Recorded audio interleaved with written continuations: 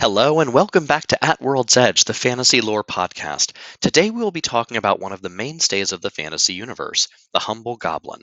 We'll talk a little bit about the fantastic history of these creatures and then drill down on those in the Warhammer world specifically, with the aim that you'll better understand these crafty boys in your wargaming, role-playing, and fictional writing. Goblins are at base a long-standing piece of Germanic European lore, seeming having entered the mythological lexicon of the Europeans sometime after the Roman period and spreading throughout the continent. That said, they are widely varied in terms of appearance and temperament, with the most unifying factor being that they're mischievous. This character is generally seen as malevolent, but sometimes they're merely an inconvenience or even amusing. Where we understand goblins as the diminutive green creatures is the writing of J.R.R. Tolkien, who interchanged orcs and goblins regularly. Our greatest exposure to goblins is likely the events of the Company of Thorin, wherein the party is captured by the Great Goblin of the Misty Mountains. It was Tolkien that established qualities that are commonly associated with goblins today, including their greenish gray hue, long fingers, generally stooped posture, and air of malevolence. His description would be further expanded and cemented by into the cultural zeitgeist by such cultural giants as Magic the Gathering and Dungeons and Dragons, along with dozens of fantasy stories, of course. Games Workshop's Warhammer goblins in the Warhammer Fantasy setting may appear in many ways like orcs and goblins from Tolkienic lore, but scratching the surface reveals key differences. In taxonomic or zoological terms, the order of greenskins can be divided into several families, goblins being one, and then further subdivided into separately evolved species that we'll touch on in this video. Where goblins came from is a mystery even to the eldest and wisest amongst the denizens of Mallus, the Warhammer world, with some theorizing they are native, others that they arrived on the ships of the Old Ones as stowaways. What is known is that they're a funganoid race that multiplies through spores. They seem to prefer warmer climates, though they can be found anywhere on Mallus by the 2500s. We know that from lore sources that greenskins sprout from the ground. The more nutritious and moist the soil is, the bigger the greenskin that can come out. Birthing shrooms appear over an area on the ground, and if the spores are able to penetrate and sink into the ground, then they'll absorb the nutrients and pull themselves out. Those that cannot do so have their nutrients fed back into the soil as they're dissolved or serve as the first meal for the rest of the runtling brood that awoke with them. Goblins seem to come from relatively weak soil, with night goblins further defined by their subterranean growth. It is fully possible that underground soil with a lack of sunlight lacks the nutrient base to grow bigger orcish varieties. While they're not immune to the corruption of chaos magic or warp stone from birth, as a whole, greenskins are not creatures touched by chaos, with some allegorical evidence that they're resistant to the corrupting influence of the dark gods. In fact, while both orcs and goblins make use of magic, it is not powered by the realms of chaos, but rather by the collected psyche of greenskins themselves. This powerful energy, collectively known as the Wog, is an ambient energy harnessed similarly to proper chaos-based magic, but is sourced by collecting the most greenskins possible in one area and then getting them all riled up.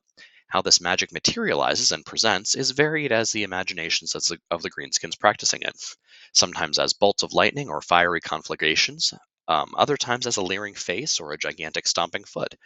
Like their cousins the orcs, goblins worship Gork and Mork, Gork being the more cunning but more brutal of the two, while Mork is the more brutal but cunning of the two. This worship takes the form of the powerful expressions of Wog, whether tearing down cities of civilized folk, erecting massive effigies in their likeness, or simply fighting amongst themselves. While we'll be talking about the variety of goblin species, we should note those things which would unify or define them as a race. Goblins are small, standing slightly smaller than a dwarf and half the height of a man. There are some who are taller, but this may be an absence of their characteristic stooping. Skarsnik was noted by the playwright Jeremiah von Brickenstadt as being taller than the goblins around him, and the famous Grom the Paunch was gigantic by any standard of goblin. Hobgoblins as a species tend to tallness. That said, they are smaller than orcs and will cower and stoop in the presence of bigger folk, at least until they are bolstered by numbers. Goblins are as fractious as their bigger cousins, but can be cowed in submission merely by being nearby in fear of a beating. It has been noted consistently that goblins tend to be better at construction, insofar as any greenskins are. It would not be appropriate to say that goblins are smiths or craftsmen, as they don't seem to build so much as steal and quote-unquote improve. They do possess a certain amount of ingenuity and are responsible for the armor, weapons, and war machines of the greenskin tribes. They are also considered amongst both their kin and among other races to be especially untrustworthy, almost to a Skaven extent. All goblins seem to eat meat, but due to their short stature and large broods, will also grow fungus and drink beer, which is obviously plant-based. All this tells us that, like humans, they're omnivorous, and this likely contributes to their high tolerance for new environments. So, where do we find goblins? While we stated they can be found just about anywhere except the Chaos Wastes, there don't seem to be a lot of native goblins in the cold or jungle regions of the world. The majority seem to inhabit the temperate range between the Empire and the Mountains of Morn, including the Badlands, Darklands, World's Edge Mountains, and the Steppes. Being fungus and having an incredibly quick reproductive cycle means the goblin species is highly adaptive, and different species have evolved to suit the environments they live in. The lands of the Empire are home to the common goblin and the forest goblin. Common goblins are found notedly distinctive for their lack of distinction. Often armed with whatever they can steal from locals, they bear no armor, distinguishing marks, or great physical abilities. They're fodder for both enemy soldiers and hungry orcs alike. That said, from the rabble, sometimes illuminaries emerge. There's every reason to believe that Grom the Paunch, the legendary goblin leader, who cut a swath from the old world to the shores of Ulthuan itself, was a common goblin. Forest goblins inhabit the dark forests of the Drakwold and Middle Mountains, contending with the beastmen there, as well as Imperial Road Wardens, elves of Lorelorn, and others. They are worshippers of Gorkenmork in the aspect of the spider god, and this belief has been shaped by their allies as the goblins found as they migrated into their leafy homes, the giant spiders. Ranging in size from regular arachnids in swarms that carpet the ground to cavalry mounts to house sized monstrosities, these creatures serve as objects of veneration as well as allies on the battlefield for the forest goblins. Considered a bit off by other goblins, these devotees of the spider god prepare for battle by driving themselves into a frenzy with drugs and dousing their spears and arrows into venom derived from the giving tree that is their giant spider allies. The Badlands, defined as everything south of Blackfire Pass but north of the Barrier Idols, are home to the greatest diversity of greenskins, both in polity and species. While not unique to these areas, the following goblin species are believed by scholars to either originate or predominantly present in this area. Fire kobolds live around the slopes of the Red Cloud Mountain and are easily distinguishable by their green skin being mottled by red spots. They have a peculiar ability to spit fire, though this is likely used as a way to light their arrows aflame for a long distance attack. They've developed a resistance to fire and flame-based attacks likely as a result of their proximity to the volcanic red cloud. Trogloglobs, or ocean goblins, are not native to the Badlands, but rather seem to inhabit coastal regions surrounding the Old World in general, which makes this as good a place as any to put them. Sea green, almost bluish in hue, with webbed feet, these goblinoids operate in small bands to pull away unwary fishermen, coastal travelers, and others to their doom. While drowning would seem to be their most common method of killing, they are not unintelligent and will also make use of poisoned weapons, coating them in the venoms of deep sea creatures. Hill goblins, also called mountain goblins and great goblins, are a bigger variety of goblins living across the hilly and mountainous regions between the Great Ocean and the World's Edge. While smaller and weaker than the orcs, they are nevertheless bigger and badder than any regular goblin variant, something they enjoy reminding their smaller cousins of at every opportunity. Dust goblins are among the ongoing gifts that Nagash has bestowed upon the world, albeit unwittingly. When the ancient Tomb Kings conquered their realm, it was like today beset by goblins, and these conquered enemy bodies were entombed with the kings who laid them low to live out their afterlife as slaves.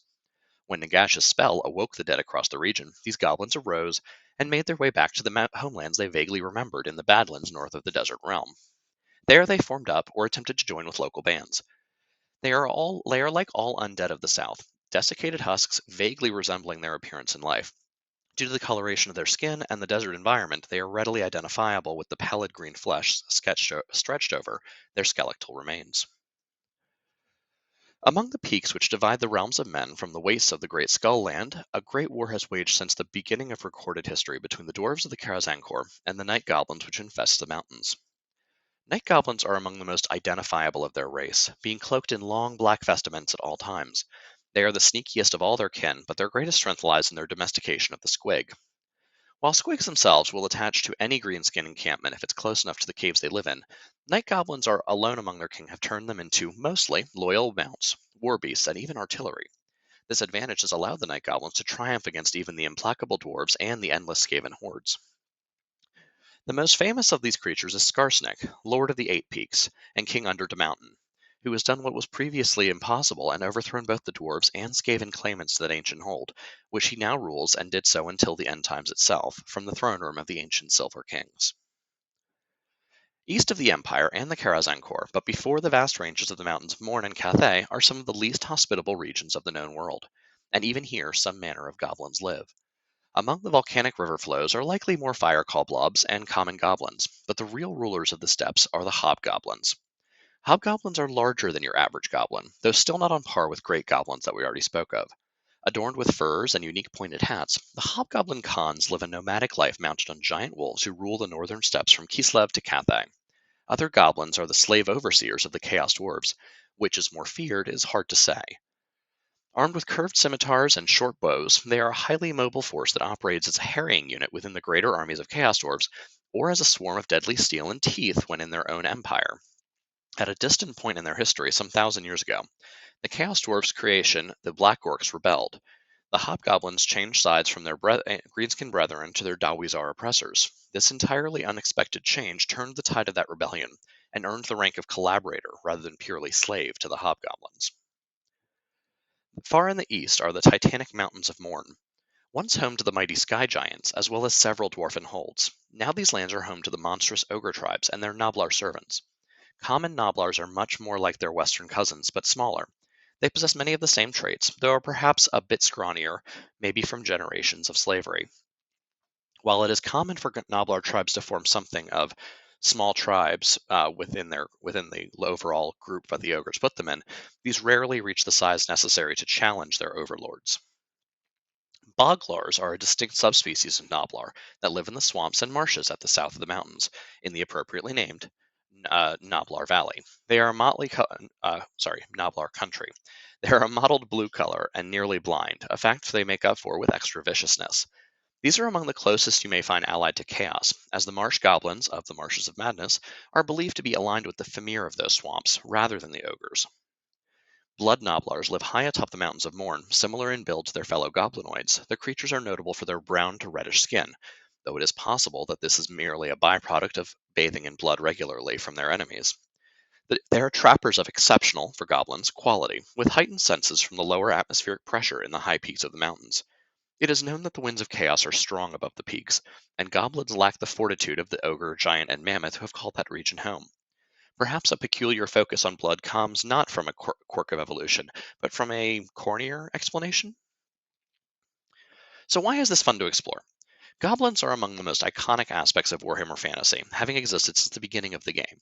Because of the long history of Warhammer, the goblin has evolved and been shaped by that community, straying noticeably further from the original Tolkienic goblins and forming part of the cultural zeitgeist that informs future and contemporary mental images and impressions of goblins as a concept. Within the context of the Warhammer hobby, knowing more about the many types of goblins could open a door for fantastic modeling and storytelling. A canny games master could imagine that the party they're narrating is not beset by common, reedy goblins in the mountains, but rather by ones who spit fire or poison. It also fills out the taxonomy of the greenskin race, which is an interesting form of scholarly perspective, as well as breathes more life into the world, giving it depth and alternating perspectives. I hope you found this fun and interesting. I know I enjoyed making this one. While orcs and snotlings deserve their own videos and are plenty interesting themselves, goblins have always had a special place in my heart and been the most fun for me personally. If you did like it, please click the like, share the video, and subscribe, and I will see you in the next one. Have a nice day.